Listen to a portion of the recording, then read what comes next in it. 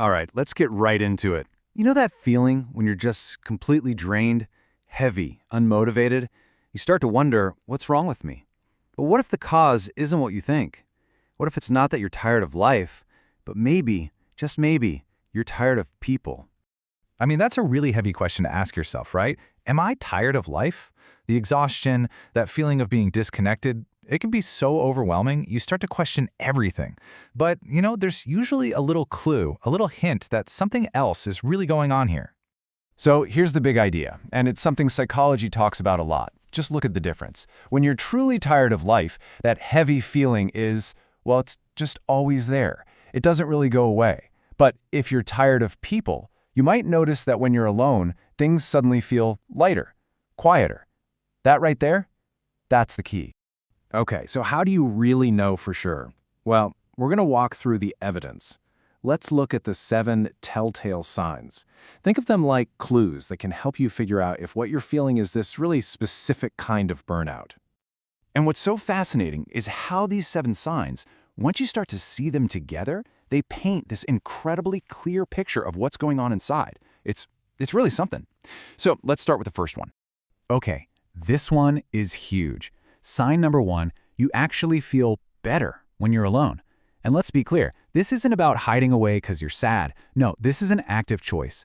It's because being alone feels genuinely peaceful, right? There's no pressure, no expectations. You don't have to be on or explain yourself to anyone. Your brain can finally just take a break. And this really just hits the nail on the head. For the first time, being alone doesn't feel lonely. It feels safe. Wow. See, that's the crucial difference, isn't it? It's a shift from feeling lonely to feeling safe. Your own space becomes this little sanctuary where you can actually recharge, away from all the social stuff that's been draining you. All right, sign number 2. You know when you look at a text message and just can't? You think, I'll deal with that later. And then later turns into tomorrow or maybe the next day. Yeah, that's it. Conversations, even simple ones, just feel like a huge effort. And small talk? Oh man, it feels totally pointless, almost fake. It's not that you suddenly hate people. It's just you're so tired of conversations that feel empty. Okay, number 3. You find yourself getting drained by negativity, way faster than usual. Your patience for complaints, for drama, for petty arguments, it just hits 0. Stuff you used to be able to just ignore or brush off, now it feels intensely overwhelming.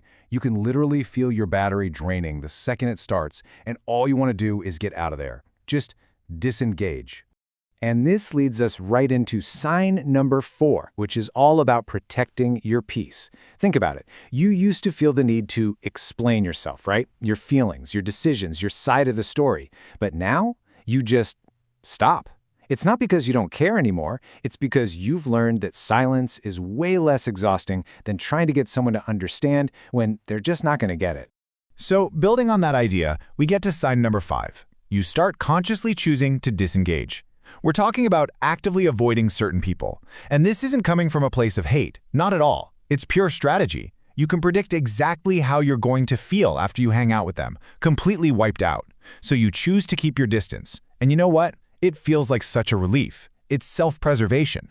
And this brings us to sign number 6. And it's a big shift in what you want from your connections. Suddenly, you're just not interested in having a ton of friends or acquaintances anymore.